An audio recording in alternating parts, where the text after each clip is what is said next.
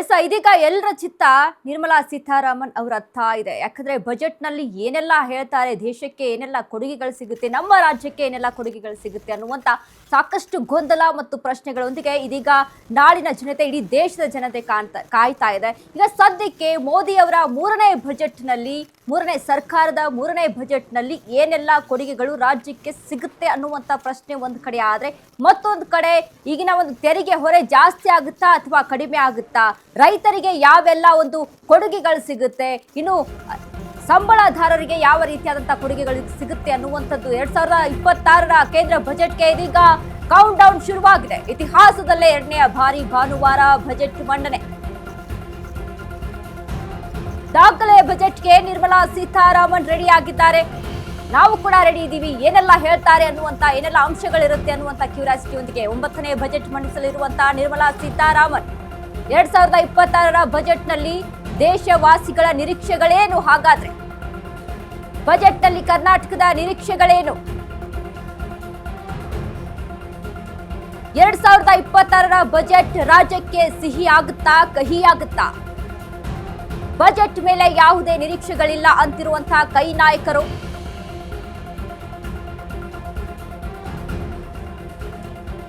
ಎರಡ್ 2026ರ ಕೇಂದ್ರ ಬಜೆಟ್ಗೆ ಇದೀಗ ಕೌಂಟ್ ಡೌನ್ ಶುರುವಾಗಿದೆ. ಇತಿಹಾಸದಲ್ಲೇ ಎರಡನೆಯ ಬಾರಿ ಭಾನುವಾರ ಬಜೆಟ್ ಆಗ್ತಾ ಇದೆ.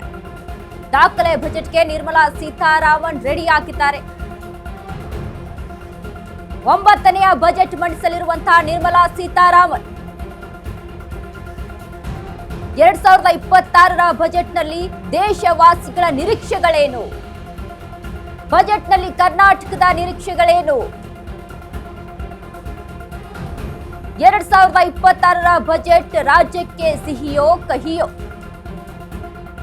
ಬಜೆಟ್ ಮೇಲೆ ಯಾವುದೇ ನಿರೀಕ್ಷೆಗಳಿಲ್ಲ ಅಂತಿರುವಂತಹ ಒಂದ್ ಕಡೆ ಕೈ ನಾಯಕರು.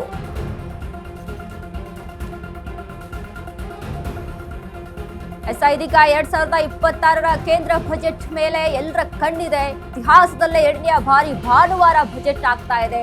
ಎಲ್ಲಾ ಜನರು ಕೂಡ ಫ್ರೀ ಆಗಿರ್ತಾರೆ. ಭಾನುವಾರದಂದು ಸಂಡೇಯಲ್ಲಿ ವೀಕೆಂಡ್ ಅಲ್ಲಿ ಎಂಜಾಯ್ ಮಾಡೋಣ ಅನ್ನುವಂತ ಒಂದು ಮೈಂಡ್ ಸೆಟ್ ಅಲ್ಲಿ ಇರುವಂತಹ ಜನರು ಒಂದ್ ಕಡೆ ಆದ್ರೆ, ಈ ಬಾರಿಯ ವೀಕೆಂಡ್ ಅಲ್ಲಿ ಬಜೆಟ್ ನ ನಿರೀಕ್ಷೆಯಲ್ಲಿ ಹೆಚ್ಚಾಗಿದ್ದಾರೆ. ಏನೆಲ್ಲ ಬಜೆಟ್ ನಲ್ಲಿ ಕೊಡುಗೆಗಳು ಸಿಗುತ್ತೆ, ದೇಶಕ್ಕೆ ಏನೆಲ್ಲ ನಿರೀಕ್ಷೆಗಳಿದೆ, ಇನ್ನು ರಾಜ್ಯದ ಜನತೆಗೆ ಏನೆಲ್ಲ ನಿರೀಕ್ಷೆಗಳನ್ನ ಇಟ್ಕೊಂಡಿದ್ದಾರೆ, ಇದೆಲ್ಲದರ ಬಗ್ಗೆ ಇದೀಗ ಗಮನ ಇಲ್ಲಿ ಹೆಚ್ಚಾಗಿರುವಂತದ್ದು. 2026ರ ಕೇಂದ್ರ ಬಜೆಟ್ ನಲ್ಲಿ ಇದೀಗ ಏನೆಲ್ಲ ಅಂಶಗಳು ಅಡಗಿರುತ್ತೆ ಅನ್ನುವಂತ ಒಂದಿಷ್ಟು ಮಾಹಿತಿಗಳು, ಗೊಂದಲಗಳು, ಪ್ರಶ್ನೆಗಳು ಅಡಗಿದೆ.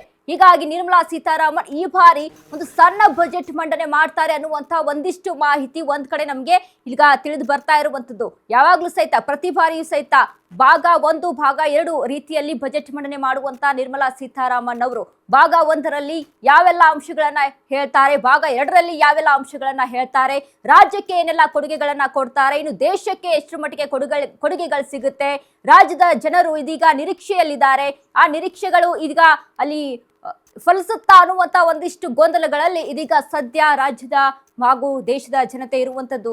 ಇದೀಗ ಈ ಬಗ್ಗೆ ಎಲ್ಲ ಮಾತನಾಡೋದಕ್ಕೆ, ಬಜೆಟ್ ಬಗ್ಗೆ ಹೆಚ್ಚಿನ ವಿಚಾರಗಳನ್ನ ನಾವು ಚರ್ಚೆ ಮಾಡೋದಕ್ಕೆ ನಮ್ ಜೊತೆಗೆ ಇದ್ದಾರೆ JDS ಇಂದ ಆದೇಶ್ ಅವರು. ಮೊದಲಿಗೆ ಅವರನ್ನ ಕಾರ್ಯಕ್ರಮಕ್ಕೆ ಸ್ವಾಗತಿಸೋಣ. ಸರ್, ಕಾರ್ಯಕ್ರಮಕ್ಕೆ ವೆಲ್ಕಮ್.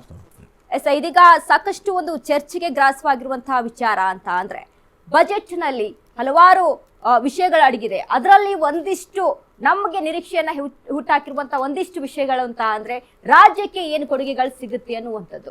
ಸೊ ಈ ಒಂದು ವಿಚಾರದಲ್ಲಿ ನಿಮ್ಮ ನಿರೀಕ್ಷೆಗಳು ಯಾವ ರೀತಿಯಾಗಿದೆ ಸರ್? ಖಂಡಿತವಾಗಿ ಬಜೆಟ್ ಅಂತ ಅಂದರೆ ಒಂದು ಆರ್ಥಿಕ ವ್ಯವಸ್ಥೆಯ ಹಬ್ಬ ಅಂತಲೇ ಹೇಳ್ಬೋದು. ಇವಾಗ ಬಜೆಟ್ ಅನ್ನು ನಾವು ಮೊದಲನೇ ಬಾರಿ ಮಂಡಿಸಿದಾಗ ಸೊ ಎಲ್ಲರಿಗೂ ಒಂದು ಆಶ್ಚರ್ಯ ಅಥವಾ ಒಂದು ಉದ್ವೇಗ ಏನಿತ್ತು ಅಂತಂದರೆ, ನಾವು ಸ್ವತಂತ್ರವಾದ್ವಿ ಅಥವಾ ನಾವು ಸ್ವಾತಂತ್ರ್ಯ ಸಿಕ್ತು, ನಮ್ಮ ಬಜೆಟ್ನ ನಾವೇ ಮಾಡ್ತಿದ್ವಿ. ಮುಂಚೆ ಬ್ರಿಟಿಷರು ಮಾಡ್ತಿದ್ರು. ಸೊ ಆಮೇಲೆ ನಮ್ಮದನ್ನು ನಾವು ಮಾಡುವಾಗ ನಮಗೊಂದು ಖುಷಿ ಆಯಿತು. ಆದರೆ ಇವತ್ತು ಬಜೆಟ್ ದಿನ ಅಂತಂದರೆ, ಸೊ ಮುಂಚೆ ಎಲ್ಲ ನಾವು ಸ್ವಾತಂತ್ರ್ಯ ಆದಮೇಲೆ 5ವರೆಗೆ ಬಜೆಟ್ ಮಂಡನೆ ಆಗ್ತಿತ್ತು. ಈಗ ನಾವು ಹೆಚ್ಚು ಕಡಿಮೆ 9 ಗಂಟೆಯಿಂದ ಈಗ ಆಲ್ರೆಡಿ 10 ಆಯಿತು, ಕಾಯ್ತಾ ಇದ್ದೀವಿ. ಸೊ ಎಲ್ಲ ದೇಶ ನಿರೀಕ್ಷೆಯಲ್ಲಿದೆ. ಸೊ ಆದರೆ ಮುಂಚೆ 5ವರೆಗೆ ಆಗ್ತಿತ್ತು, ಅಂದರೆ 5ವರೆವರೆಗೂ ದೇಶ ಕಾಯ್ಕೊಂಡಿರ್ತಿತ್ತು. ಸೊ ಇವಾಗ ಫೈನಾನ್ಸ್ ಮಿನಿಸ್ಟ್ರು ಬರ್ತಾರೆ, ಬಜೆಟ್ ಮಂಡನೆ ಮಾಡ್ತಾರೆ ಅಂಥೇಳಿ. ಸೊ ಆದರೆ ಅದನ್ನು 2000ರಲ್ಲಿ ಯಶವಂತ್ ಸಿನ್ಹಾ ಅವರು ಆ ಒಂದು 5.5 ಗಂಟೆನ ಮುಂದೂಡಿಸಿ ಅದನ್ನು 11 ಗಂಟೆಗೆ ಮಾಡ್ತಾರೆ. ಯಾಕೆಂದರೆ ದೇಶ ಕಾಯೋದು ಬೇಡ.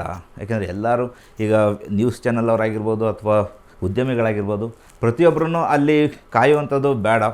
ಆಮೇಲೆ 5:30 ಯಾಕಿತ್ತು, 5:30 ಅಲ್ಲಿವರೆಗೂ ನಾವು ಯಾಕೆ ಕಾಯ್ತಿದ್ವಿ ಅಂತಂದರೆ ಅದು ಒಂದು ಬ್ರಿಟಿಷರಿಂದ ಬಂದಂಥ ಒಂದು ನಡವಳಿಕೆ ಆಗಿರ್ಬೋದು. ಯಾಕೆಂತಂದರೆ ಈಗ ಇಲ್ಲಿ 5:30 ಅಂತಂದರೆ ಅಲ್ಲಿ ಬ್ರಿಟಿಷರ ಕಾಲದಲ್ಲಿ ಅಲ್ಲಿ 12 ಗಂಟೆ 11 ಗಂಟೆ ಆಗಿರುತ್ತೆ. ಸೊ ಅವರು ಅಲ್ಲಿ ಬಜೆಟ್ ಮಂಡನೆ ಮಾಡಾದ್ಮೇಲೆ ನಮ್ಮ ದೇಶ ಬ್ರಿಟಿಷ್ ಆಡಳಿತದಲ್ಲಿ ಇರ್ಬೇಕಾದ್ರೆ ಸೊ ಇಲ್ಲಿ ಬಜೆಟ್ ಮಂಡನೆ ಮಾಡೋವರೆಗೂ ಕಾಯ್ತಿದ್ರು.